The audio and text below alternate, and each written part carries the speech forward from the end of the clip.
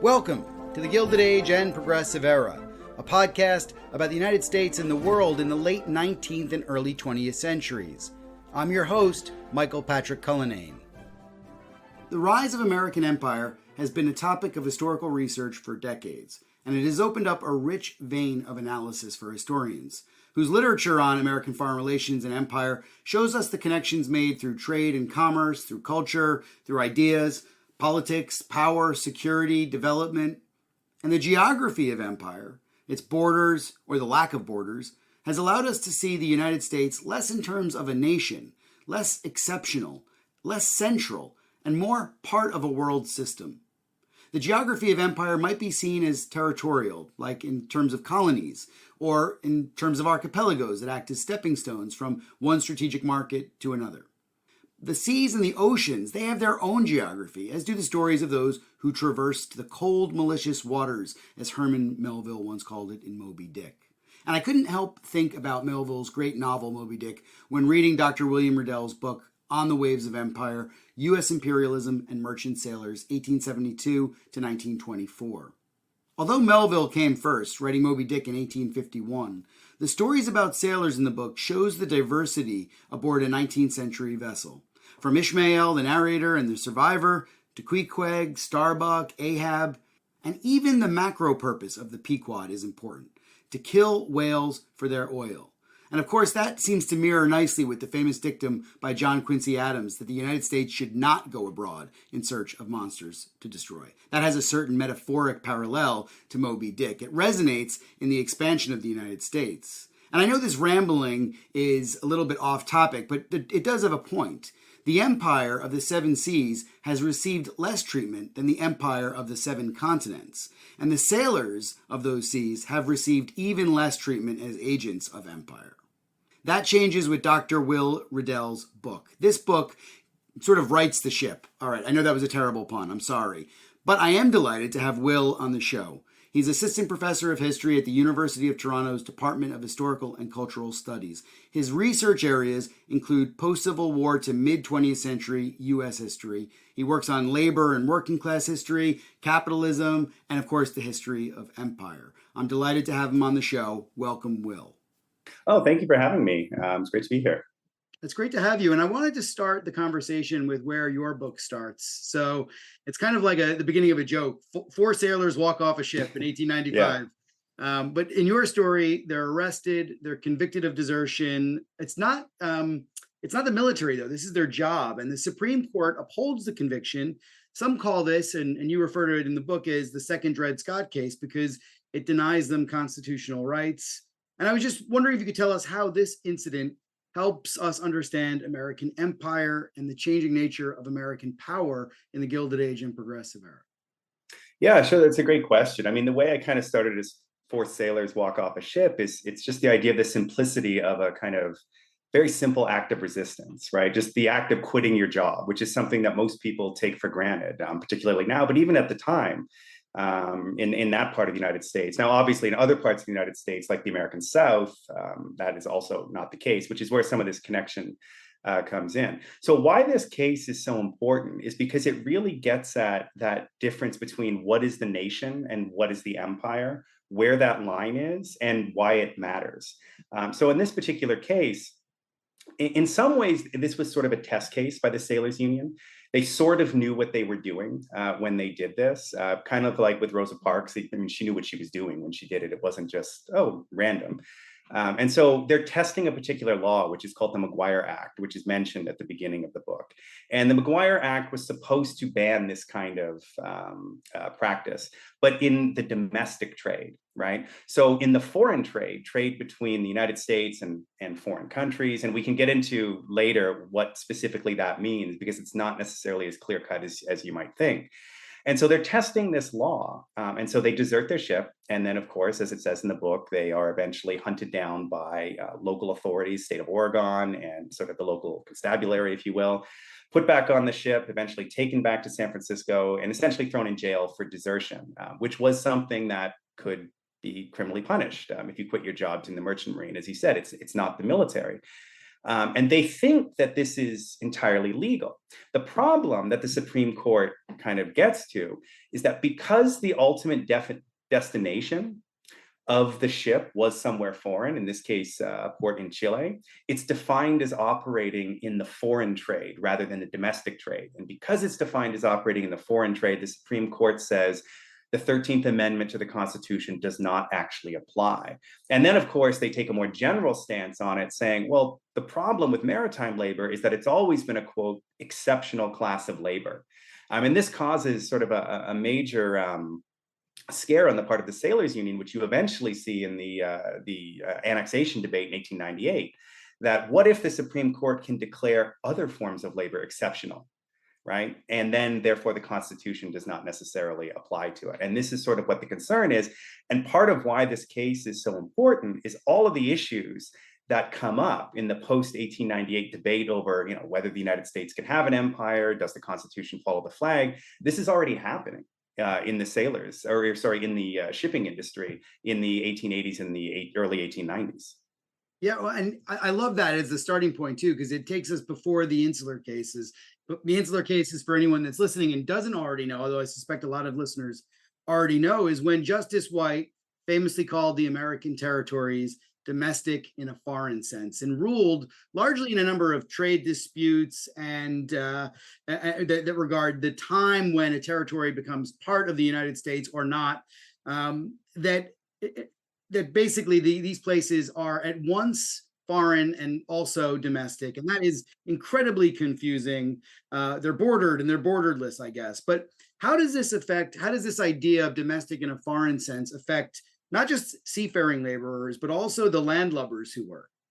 Right. So, what's interesting about the insular cases, of course, is that's kind of, as you said, held up as these were the cases. This is how the United States worked out its relationship with these colonies, or whether or not they could even have colonies legally under the Constitution. And part of what I'm arguing in the book is that, yes, that's all true, certainly. I don't think it contradicts any of that.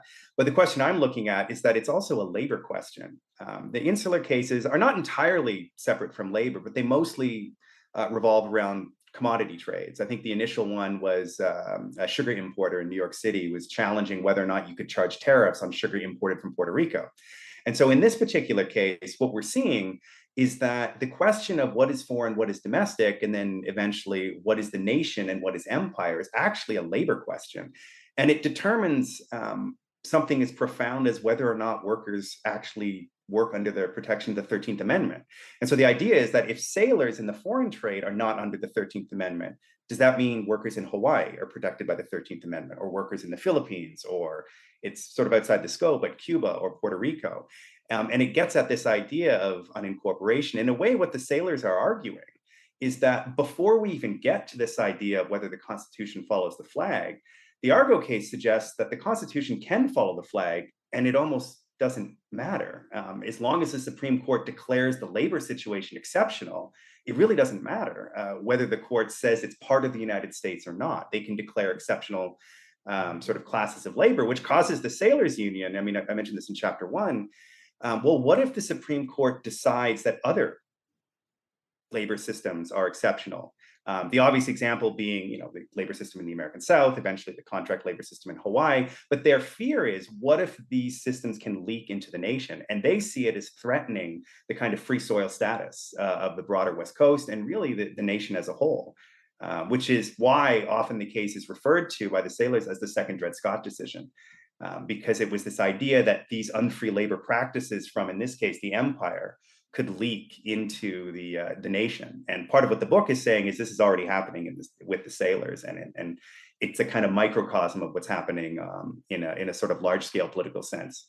So, Will, you've got to forgive me. I wrote down questions that we're going to run through the book in a somewhat chronological order, not chronological, but based on the chronology that you set up in the book. But I'm just captivated by this idea that the exceptional nature of these rulings, or the sort of nature of the rulings, is that the Supreme Court can kind of make it up as they go along. I think the case, the DeLima v. Bidwell case and the insular cases, was actually called by one of the justices a third way. But it was completely arbitrary. And I think recently, Neil Gorsuch, the Supreme Court justice, has said that it's unfeasible, it's unworkable, as a precedent, that the insular cases don't make any sense today. And yet today we have labor relations and the Supreme Court ruling on cases that are basically stripping away the rights of unions and workers in record pace. I mean, what if you can just give us, and this is a little unfair because your book doesn't do this, but if you can give us a little potted history from 1895 to 2000 and let's say 20-ish, what's happened along that continuum, that we have Neil Gorsuch citing the insular cases, and that basically that there's a disconnect between today and the past. Well, I think what's interesting in the case of the insular cases is that a lot of the issues that the insular cases brings up, and the way I'm thinking about it in the book from the perspective of labor rather than trade, is you almost don't need the insular cases. I mean, if you look at the way that we're separating nation and empire, what's interesting, of course, about the shipping industry is that it's kind of predictive of where broader industry is going, right? I mean, it's the first industry by virtue of what it is. It's a mobile platform that has access to a global labor market. And as a result of that, they can do 100 years ago what corporations have been doing since the 1970s with the turn toward neoliberalism. That instead of bringing workers to the sites of American industry goes to other places. So that line between what is sort of the imperial and what is the nation 100 years ago is still relevant today. So even if the Supreme Court decides that certain areas or classes of labor or labor systems within the United States is exceptional and therefore not protected under the Constitution, I mean, just with the way that transnational capital and industrial capital operates sort of internationally, they could just go around it anyway. And that kind of gets around it. And that's kind of what was so significant about the shipping industry, is it was somewhat impervious to regulation 100 years ago, which is why the sailors are always sort of, they sort of make one gain and then they lose it, and they make a gain and then they lose it, so to speak. I think that gets us right to the nub of what we need to get to, which is, as you say, probably less the Supreme Court rulings because of the nature of the rulings, and more to what the trade unions represent, and what is it back in the late 19th century that they want and they're asking for. Well, in the most basic sense, the way Andrew Farusith, who was head of the union, basically the International Seamen's Union of America, and he was only the secretary of the Sailors Union of the Pacific, but he basically ran it. He had sort of tremendous power over the union, really up until the end of the First World War. He would have said, all we want is the same rights as workers on land. Right. And that gets at sort of the crux of the Argo case. The fact that you have these asymmetric contracts where if you're working for the shipping company, they can fire you at any time, but you are not legally allowed to quit your job. You can be thrown in jail, or even if they're not going to throw you in jail and put you back on the ship, you'll lose all your money because your wages are paid out at the end of your contract. So there's sort of financial coercive methods as well. And so that's what he would say, is we just want the same rights as on land. It kind of gets at, after the Civil War, the kind of triumph of free wage labor. And even though the shipping industry was a pioneer of wage labor, say in the 18th century, Marcus Rediger talks about this, by the late 19th century, it's somewhat out of step of sort of the prevailing norms of labor within the United States, at least the prevailing norms for white workers in the United States. And that's essentially what they want. But one of the things that's key for them is that when they talk about having the same rights as workers on land, like, yes, they're talking about labor rights, they're talking about the right to quit their job, but they're also talking about the protection of, say, the Chinese Exclusion Act. And that's one of the key things as the book progresses that they want the Chinese Exclusion Act applied to the deck of an American flagged ship, because they see one of the privileges of working within the quote unquote nation or the domestic realm of the United States is protection from racial others in terms of job competition, which of course is connected to what happens in California from the 1850s onward. Absolutely. And I do want to get to the question of race, because I want to tie it back into another book in this book series from Illinois, and a podcast that I know you listen to with Lorenzo Costaguda about the Socialist Labor Party. But before we get there, I just want to kind of flesh out a little bit more about the trade that these unions are in. That, I guess, is there an argument being made by the employers that there's something unique about maritime trade and commerce that is different from the sort of I suppose on land, commerce that would take place across continents, say? Is there something unique that makes it so that they need to be more restrictive on laborers? And I mean, any business person would probably say that because it suits the bottom line, but do they have any basis in reality and fact that makes this different somehow? Well, yeah, I mean, what makes them unique, and again, sort of Marcus Rediker pioneered this on his books that he wrote in the 1980s, but specifically on the 18th century. But he gets at this perpetual problem that exists for the shipping industry, which is, on the one hand, and especially after the 1880s in the United States, they have access to a global labor market, but their workers also have access to a global labor market. Meaning that if you are hired, say, in Liverpool, if you're a British sailor, and then you go to New York City, well, the wages in the United States are much higher than the wages in Europe, and certainly much higher than the wages in East Asia. So it's one of the few industries that is delivering their workers potentially to higher wage labor markets. So the problem has always been the autonomous mobility of their workforce. And so if you look at the way that the shipping industry is regulated, the way that the shipping industry's labor regime works, a lot of it is to restrict the autonomous movement of their workers, precisely because they're delivering them to other labor markets. Whereas, of course, if you're a worker within the United States, yeah, theoretically, you could move anywhere. But of course, the financial constraints make that largely impossible. And as we know, a lot of immigrants that came to the United States in this particular period, even though it wasn't technically legal, were often brought by labor padrones. I mean, Gunther Peck talks about this in the American West. So that's kind of the key problem. So that's sort of the problem. The way I see it is that they're being delivered to these different labor markets and presented with potentially better opportunities. And that has to be controlled, which is why you have these laws like, say, I think they call it the Fugitive Slave Law of the Sea, which is passed in 1790. It's what the sailors call just the Maritime Law of 1790. The Shipping Commissioners Act of 1872 also basically sanctifies the state's ability to actually arrest deserters from ships. Now, the other sort of less charitable way that the shipping company executives look at it, because they're not saying, obviously, well, we have to restrict the autonomous movement of our workers because they know that's not going to fly, but they basically essentialize them in the way that all sort of large businesses, capitalists of the time, essentialized their workforce, almost to the point of racialization, but not quite, obviously.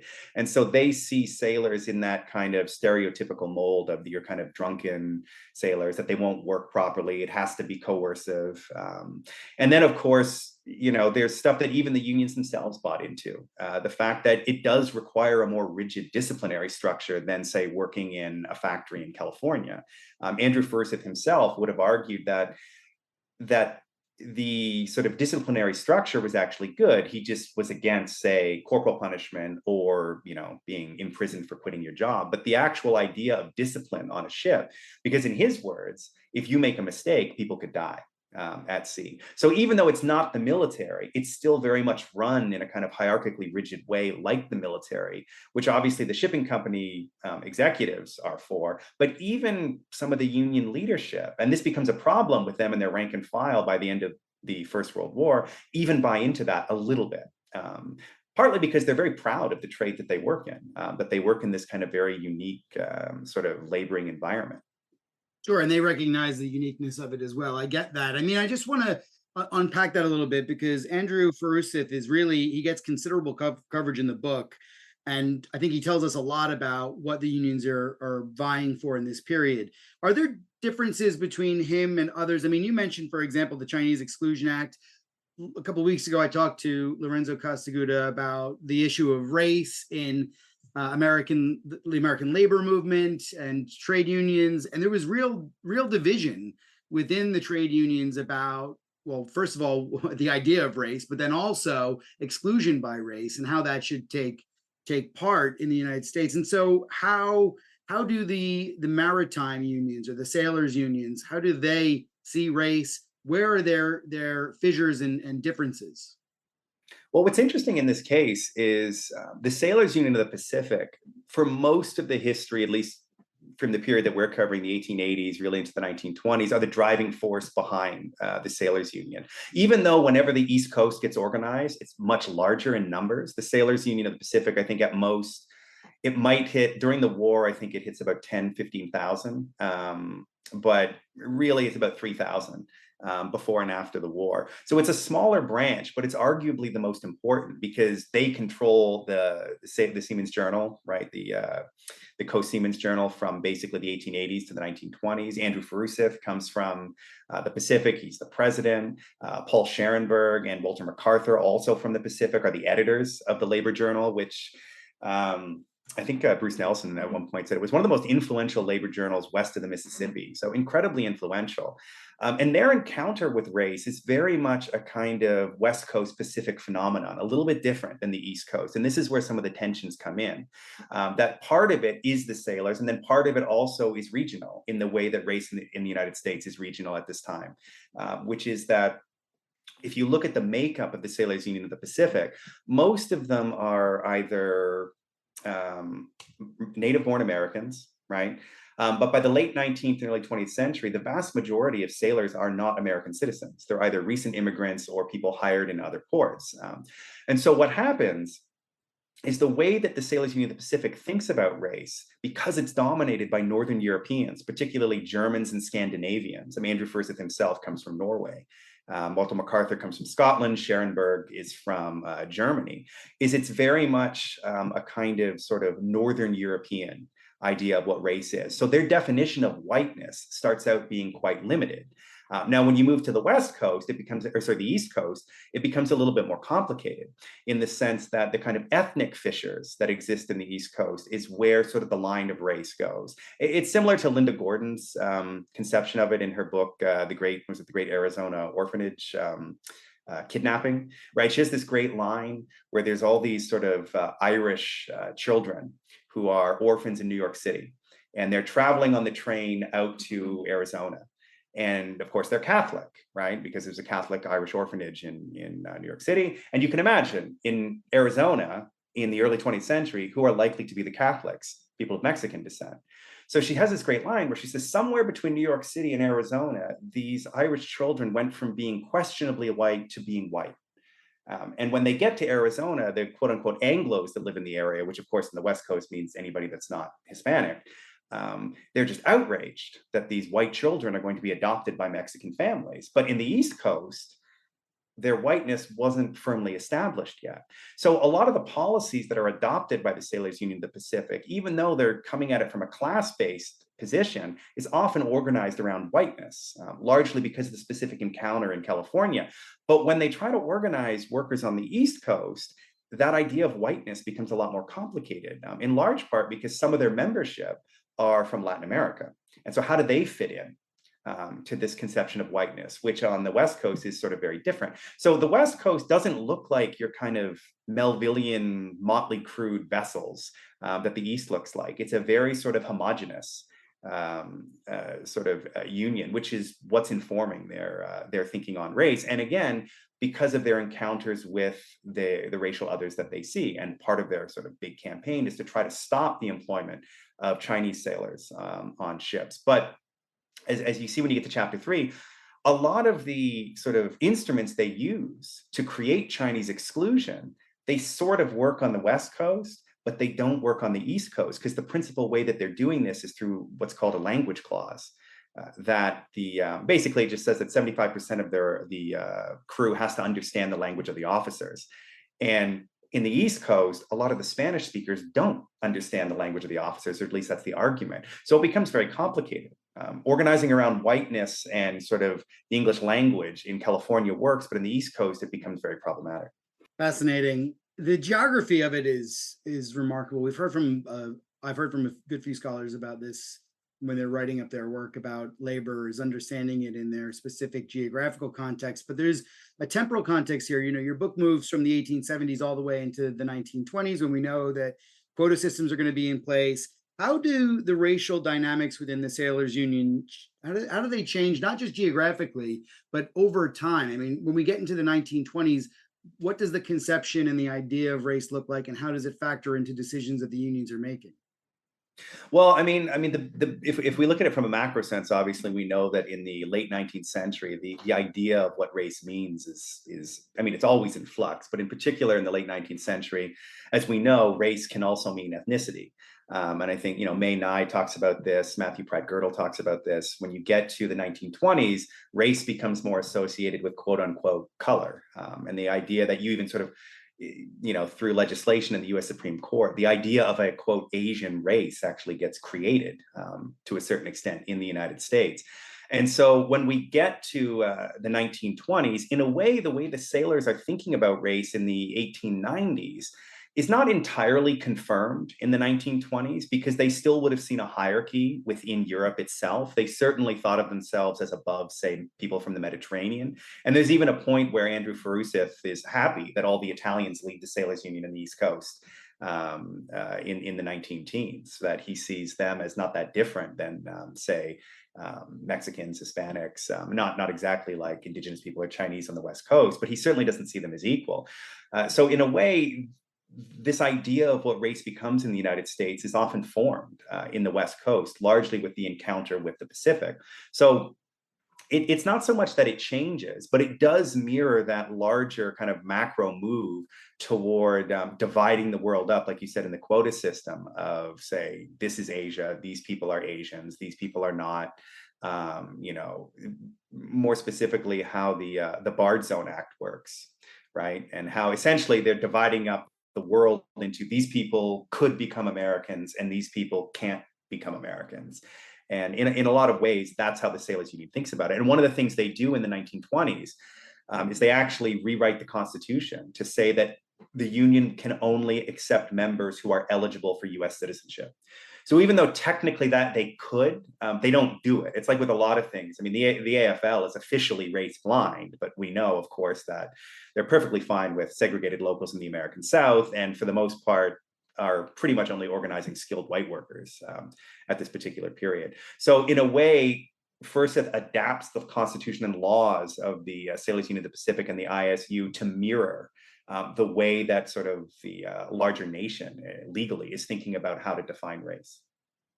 And how does labor in the settler colonial places, the American Empire, where white Americans have decided to settle there, differ from labor in overseas imperial territories that they have no intention of immigrating to, places maybe say like the Philippines?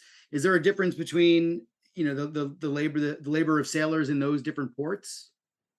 Oh yeah, I mean, and this gets at sort of the larger question of where does the nation end and the empire begin, and why that matters. And what's interesting about looking at the Sailors Union of the Pacific is precisely because they're in a very recent settler colonial context. So what's interesting is when you look at the way they think about empire and imperialism. I mean, part of the argument of the book is that sailors are kind of the key voices, particularly white sailors, are the key voices in figuring out, well, what does imperialism mean to the white working classes, or what does it mean to the self-appointed representatives of the white working classes? What does it mean to somebody like Samuel Gompers? Now, Gompers himself, of course, would say he's an anti-imperialist. He's a member of the Anti-Imperialist League, just like Mark Twain.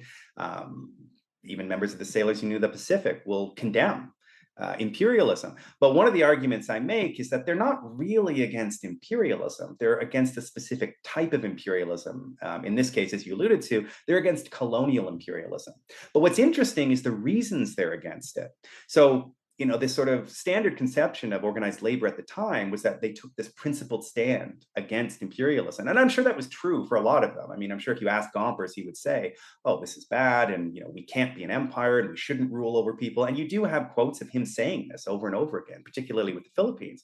But if you dig a little deeper into the reason why they're against imperialism, it's almost kind of like that Joseph Conrad anti-imperialism, where, yeah, he's against imperialism, but he's more so against it for what it does to the colonizers rather than what it does to the colonized.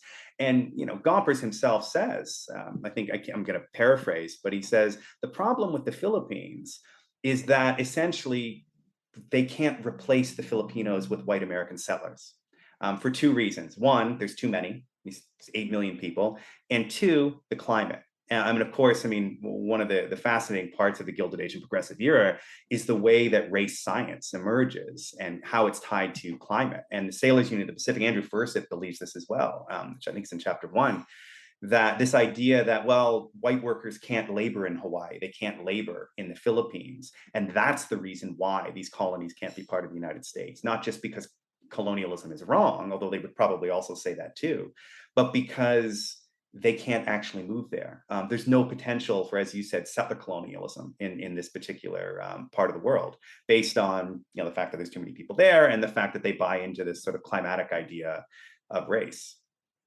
This is a question that I was just curious about from the perspective of the trade unionists.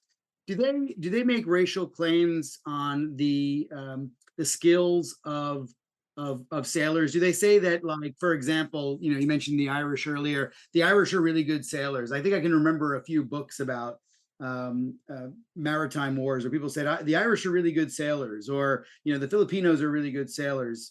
Do the trade unionists do this as well? And is it strictly along those sort of those race lines, the color lines, really, or is it somewhat more nuanced?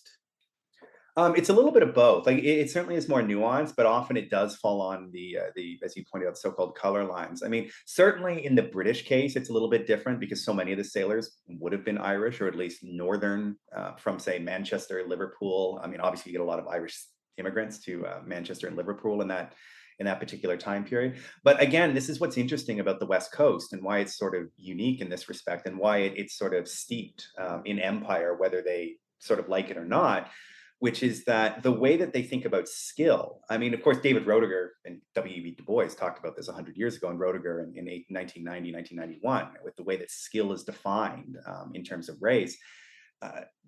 A lot of the skill standards that are created under the Follett Act or the Siemens Act of 1915, which they see as this kind of sort of emancipatory law to kind of free all the sailors of the world, which on the one hand it does, but it's also grafted onto a very specific regime of race. And so the way that they think about race in terms of skill is that Chinese workers, right? And again, this is their argument for trying to apply the Chinese Exclusion Act to ships. I mean, we know why they want to do it, but they have to sell it to the rest of the country. They have to sell it to members of Congress and the Senate, and of course, President Wilson in 1915.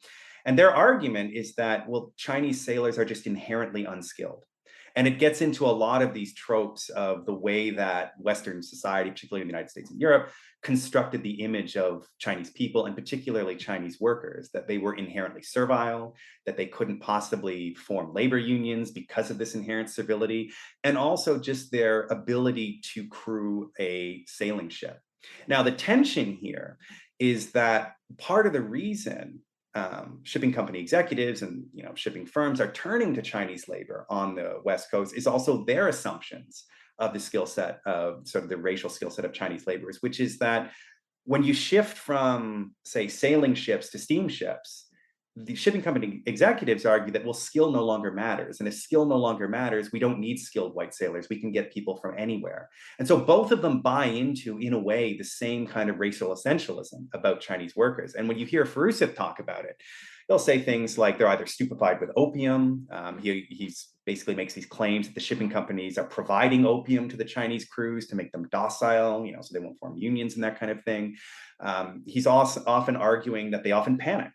He will point to all these different examples of ships that sank, and he'll say, well, it was because the Chinese crew panicked and nobody knew what to do.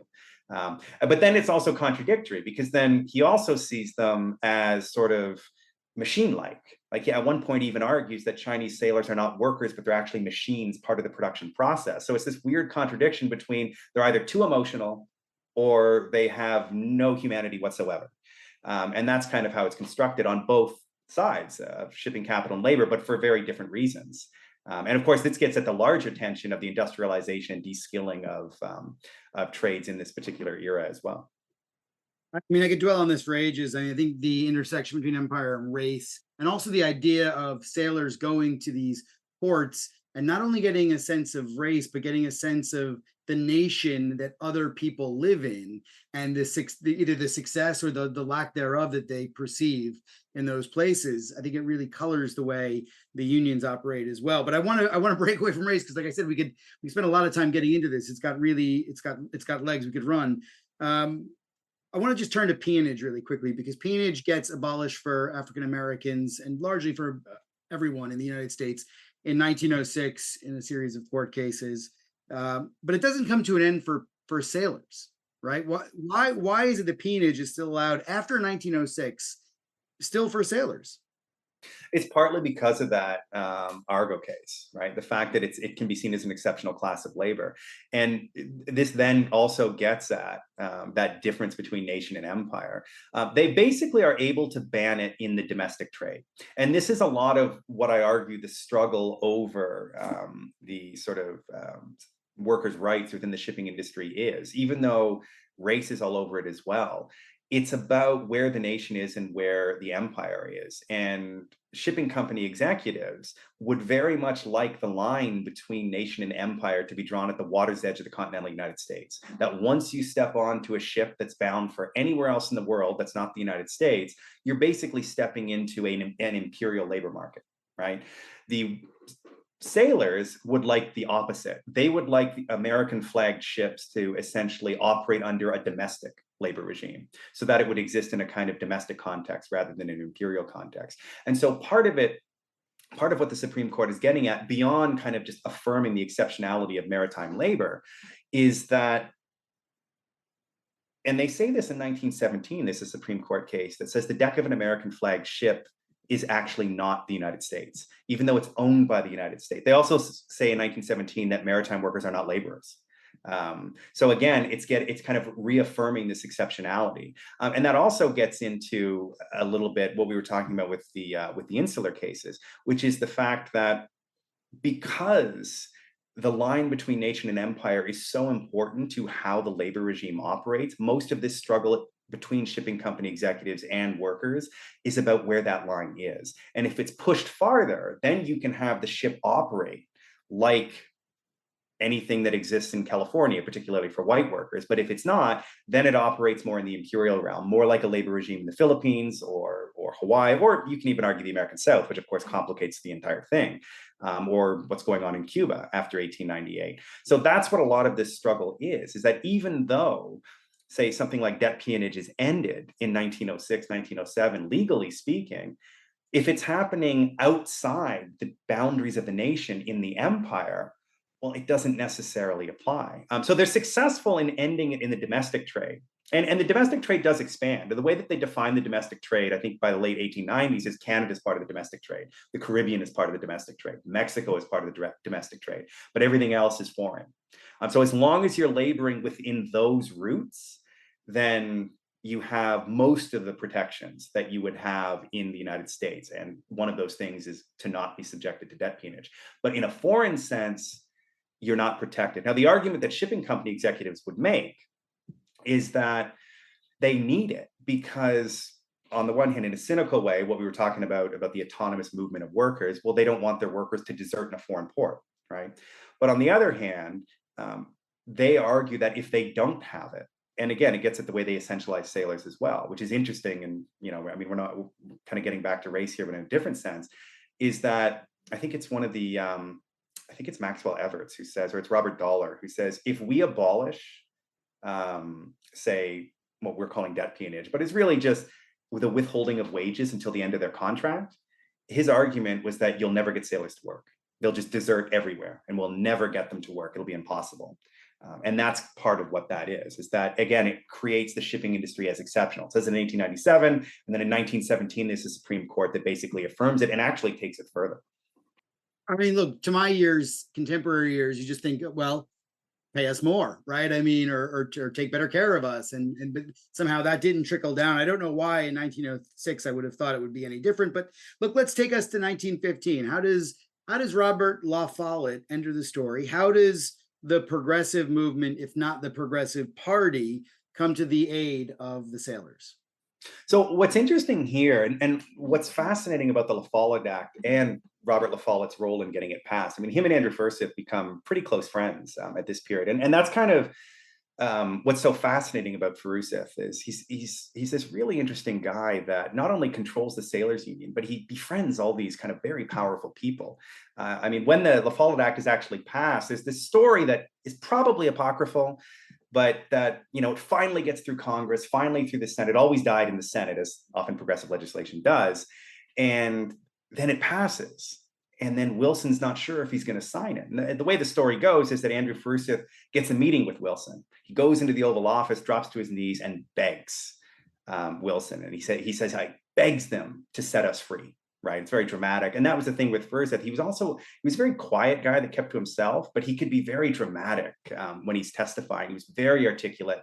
He knew maritime law better than probably a lot of lawyers. Even shipping company executives would admit that, I mean, his knowledge of maritime law was second to none.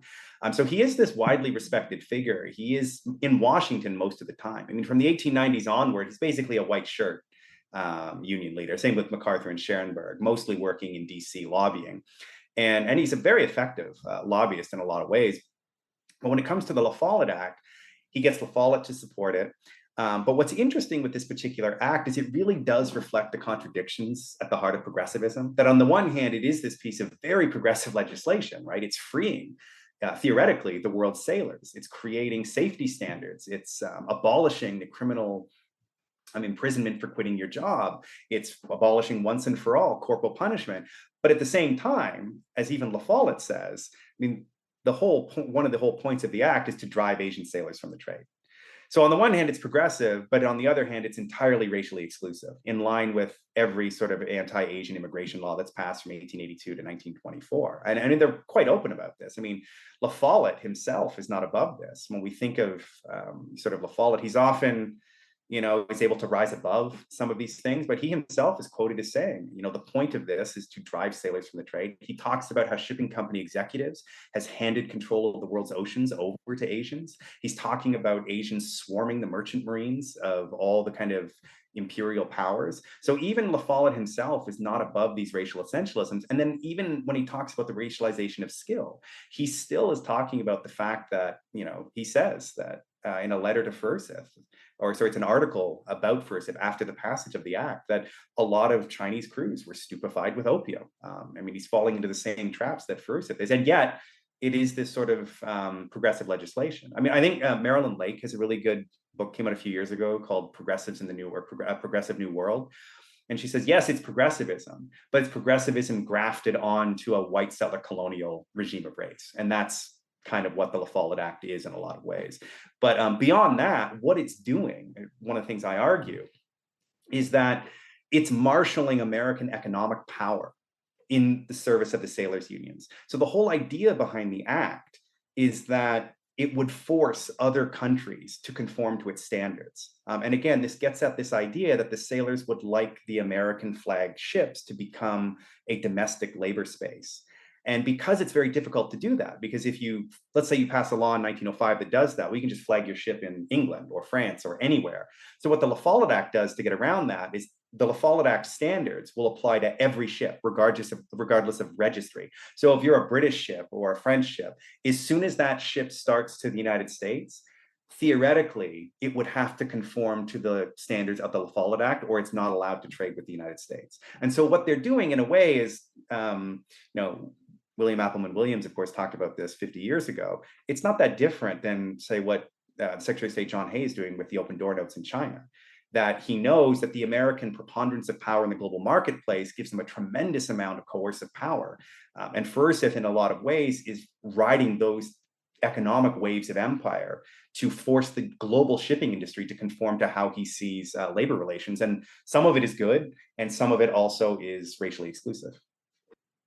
Okay, the empire, the author who called it a crucible of empire, I think that's a really good term as well, sort of the conformity and the standard setting. And it's not just in sailing, that is a theme throughout the Gilded Age and Progressive Era, setting Absolutely. standards in food production and the unintended consequences of that, or the intended consequences in some ways, or in there's a book out by Joanne Yates and her husband Craig Murphy about engineering standards and how that created a set conformity, an empire of sorts in how the world produces screws and nuts and bolts and all that sort of stuff. It's fascinating. It's a theme that I'd love to explore further.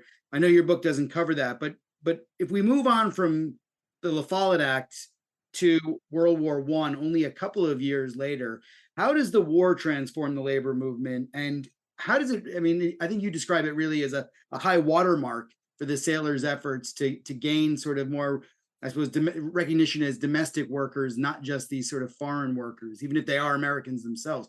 How does the war change everything? Well, I mean, you're absolutely right. The war really does change everything. And of course, the sort of standard way to look at the war in terms of labor is it's kind of a disaster for labor toward the end. I mean, a lot of the laws that are sort of passed to, theoretically fight sedition are used by, I mean, the Bureau of Investigation, which of course becomes the FBI, and Hoover to suppress the labor movement.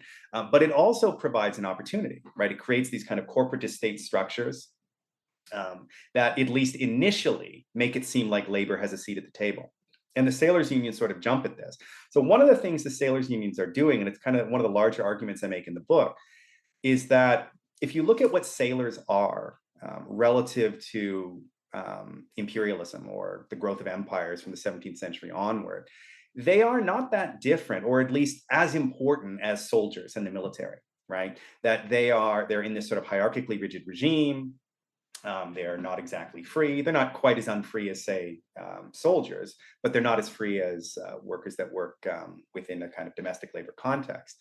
And so a lot of what Furuseth and the sailors unions are pushing for is to transform sailors from sort of objects and instruments of empire to agents of empire. And that's sort of the argument that they make. And one of their arguments against using Chinese sailors, and La Follette himself echoes this in the lead up to the La Follette Act, is that if you only crew your merchant marine with foreign workers, and even worse from the sailors' point of view, foreign workers from China who are racialized, then essentially you're training the sort of navies of China and Japan, right? Because as we know at this particular period, most, particularly in a time of war, the reserve for sailors in the Navy come from the merchant marine. And he's building off of Alfred Thayer Mahan's, of course, great work, The Influence of Sea Power on History. And everybody reads that book at that time, right? Every policymaker, everybody who was sort of in the know read that book.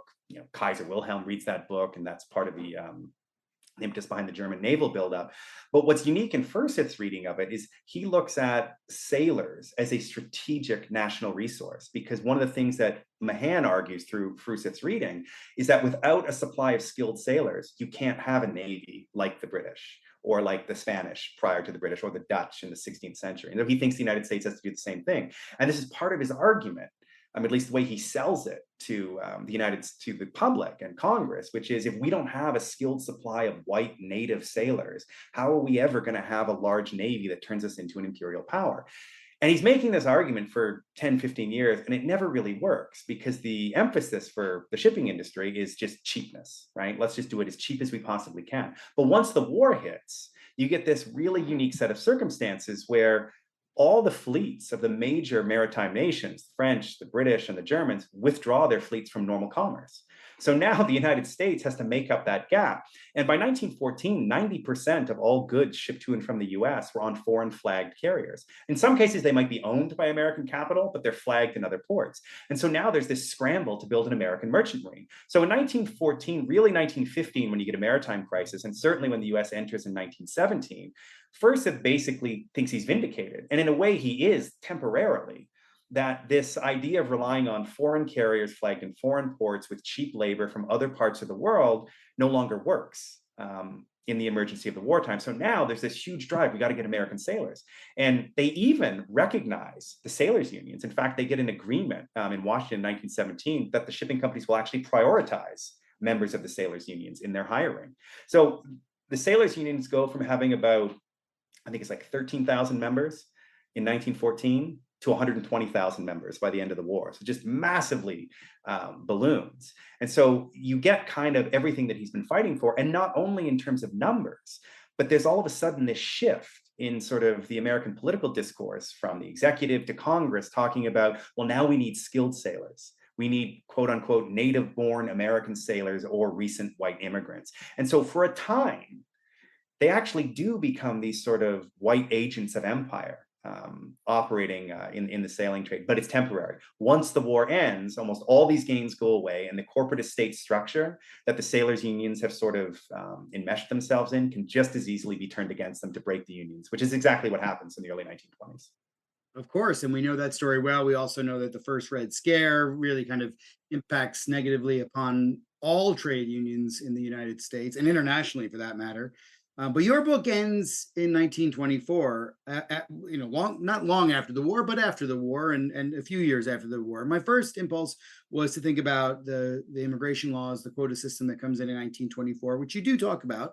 But I want to give you an opportunity to say why else you want to finish at 1924, other than that famous Quota Act. Well, I mean, what's interesting about 1924 is and I'll get to the Quota Act in a minute. It is when the sailors' unions really start to fall apart, like a lot of the labor movement in the 1920s. And it's, of course, it's connected to the Red Scare, because at the same time, the IWW is emerging as a kind of alternative working class politics to Andrew Faruseth's more race-based, kind of very imperialistic way of thinking about working class politics, or hierarchical, right? I mean, one of the arguments I make is, it's the AFL is built explicitly on a hierarchy of labor. And so it's not that much of a stretch for them to start thinking about a hierarchy of labor in an imperial context after 1898. And so by the late 19-teens, early 1920s, the IWW is emerging as an alternative to the sailors' union, particularly on the West Coast. And so they're kind of squeezed from above and below. You have the shipping companies, and then eventually the state and the government really putting the squeeze on them to create an open shop for the shipping companies. And then from below, the IWW has emerged as this alternative. And then there's also other ways as well. I mean, you actually get this sort of third way within the sailors' union, where you get a degree of industrial unionism, particularly trying to amalgamate with longshoremen, but they don't necessarily have the radical politics of the IWW. I mean, Faruseth is dead set against this for a couple of reasons. He hates longshoremen.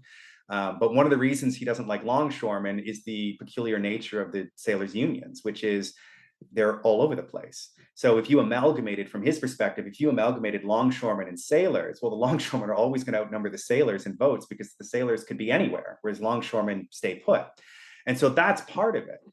The other thing that's happening at this particular period is that the La Follette Act is basically being deconstructed, in the sense that they get it passed in 1915. 7 months later, in December 1915, the Commerce Department rules that, quote, pidgin English is an acceptable level of English proficiency. And that basically just rips a hole straight through the language clause. And so essentially shipping company executives can essentially ignore it, because pidgin English is regarded as an acceptable form of English. And then, of course, it raises the question of, well, how do you define what proficiency in English is? And this becomes a major question. And there actually is voices within the sailors' union who anticipate this in 1914, saying this is going to be really complicated. So by the time we get to the 1920s, all of these forces are at play. Now, where it connects to the 1924 Immigration Act, which is because of that Commerce decision in 1915, because of that Supreme Court decision in 1917, which I alluded to earlier, which defined ships as not operating in the foreign trade, or in basically they're not part of the United States and therefore not subject to the Constitution and laws of the United States. And also that mariners are not laborers. It sort of affirms the exceptionality of a maritime laborer. But there's also decisions that legalize the reshipment of Chinese crews within the American ports. So prior to the late 19-teens, one of the victories that the sailors' unions did have was that, let's say you have a ship coming to the United States and it's got a Chinese crew, right? They are not allowed to get off the ship, go before a shipping commissioner, and then be reshipped on another ship. That would be a violation of the Chinese Exclusion Act and the Alien Contract Labor Law. And they get this successfully done in the 1890s. But by the end of the First World War, it gets reversed. And basically, the combination of the Supreme Court and the Department of Commerce say, no, you can do that now. So part of my argument is that firmly establishes the line between nation and empire at the water's edge of the continental United States. Now, the way Faruseth and the sailors' unions try to adapt to this, there's two potential ways forward. One of them is something that happens on the East Coast. I think it's a gentleman named Bill Yak in Honolulu, and I forget the guy's first name, but also a member of the sailors' union, Alina. They try to organize an Oriental Seafarers Union. And of course, it doesn't work because the sailors won't recognize it. And the argument of these organizers, it's tacitly supported by the East Coast branch, but not the West Coast branch, which again gets at that tension. And their argument is, well, if they're going to use Chinese workers on ships, the only logical thing to do is organize Chinese workers. And they actually say the shipping companies can no longer use Chinese workers as pawns against this. But of course, Faruseth doesn't go along with this for a couple of reasons. One, his prejudice. And of course, Du Bois has written a lot about, what say, black workers could have taught white workers about resistance, but prejudice prevented them from it. It's the same thing in the context of the sailors union, but with Chinese workers. But also, the argument he's been making about building up a merchant marine is explicitly race-based. So even if he wanted to, he can't go in that direction because he's boxed himself in, basically saying, white workers are these sort of, white sailors are the kind of manly sailors that are going to help spread the American empire in a lot of ways. So he can't go that direction. So what he tries to do is he tries to use the 1924 Immigration Act to get what he wants. And of course, we know what the 1924 Immigration Act does. It consolidates all the kind of restrictionist laws from 1882 onward. But if you also look at the act, it also defines what is and what is not the United States. For example, it defines Hawaii as moving toward the domestic realm, but not the Philippines, right? And it also affirms the fact that the ship is not a part of the domestic realm. Now, that's what the law ends up being. But during the hearings, Ferrusa testifies, and he tries to get a clause inserted into the 1924 Immigration Act that says, basically to plug the gap, the holes that were ripped open in the La Follette Act, to say, if we're going to ban these people from coming to the United States, why not ban them from even working on American ships?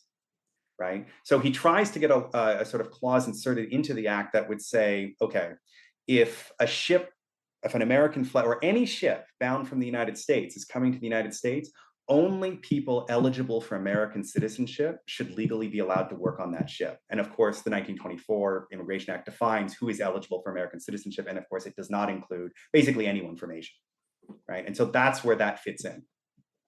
I want to see if you can give me a little sort of update. We alluded to the sort of present earlier on, but I want to give you an opportunity to kind of finish the story, because one of the things the podcast aims to do is to bring the present and the past together a small bit, even though we can't always do that. But where does this story go for the sailors unions and for the industry itself? How does it change from 1924 to the present day? Where are we at? So I would argue that basically what happens is that there is change. I mean, there's certainly a lot of change in the 1950s, which I can get into.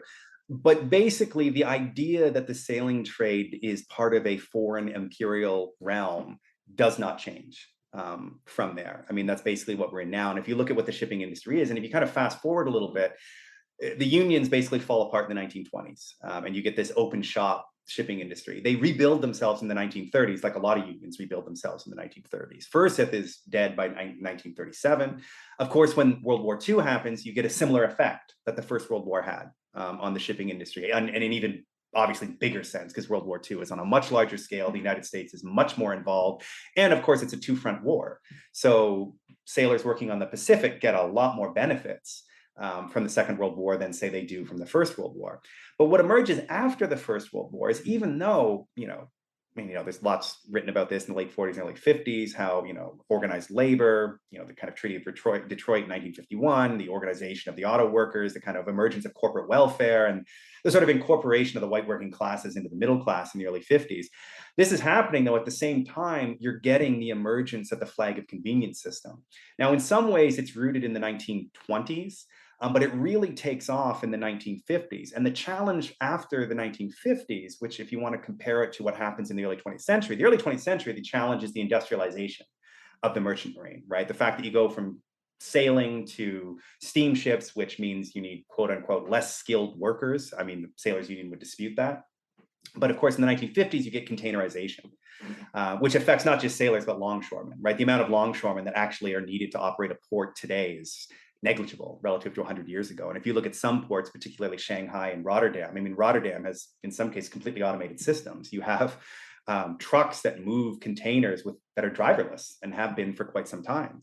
And so you fast forward to the early 20th century, and that's kind of the system we have now, which on the one hand causes the price of global trade to just plunge with containerization and standardization. But if you look at who makes up the world's merchant marine, right, it's still people from the former colonized world, right? And if you look at, I think by the early 21st century, if you look at, I forget the book, I think it's called Nathan Lilly's book. I mean, he talks about how, and I think it's probably different now, but in the early 21st century, the countries that had the world's largest merchant fleets were Liberia and Panama. And what's interesting, of course, about Liberia and Panama is their connection to the United States, right? Panama Canal, obviously, and Liberia being founded by ex-American slaves before the Civil War. That these two countries possess the world's largest merchant fleets because they basically took what shipping companies were trying to do in the early 20th century and have done it much more successfully, which is you register your ship not in England, which is what most American companies did in the early 20th century, but you flag it in Panama or Liberia or anywhere like that, where you can take advantage of, I say, a weak government, a government that could be potentially corruptible, that has weak labor standards, and in many ways has been part of an American imperium for most of the 20th century. And then, of course, the other sort of thing that's changed it is the merchant fleet of China, which is, of course, probably the largest merchant fleet in the world now. It's probably surpassed Panama or Liberia, although I'd have to check on that. So that's kind of where we are now. And in many ways, the shipping industry is indicative of what happens to manufacturing capital in the United States post 1950s, but in the 1970s, it really takes off. And what's interesting as well, if we want to connect it to part of the argument I make in the book, is that the way workers see imperial expansion on the Pacific is not this frontier of opportunity, but the integration of different and uneven labor markets and labor systems, particularly integrating the labor markets of East Asia with the American West Coast, or the labor markets of the Pacific. And what's interesting is when we think of the role that China plays in the American imagination or American imperialism, right? We know that they're talking about a China market even before the Civil War, but of course it takes off in the 1890s, and Thomas McCormick talked about this in the 1960s. And it's thought of as this market for manufactured goods, which of course, to a certain extent it is. And yet, when we look at what China serves American capital, what it really serves is a labor market, more so than anything. So again, the shipping industry 100 years ago is kind of predictive of where broader American industry is in the early 20th century. Now, obviously, this is changing now, given what's happened in China post-pandemic.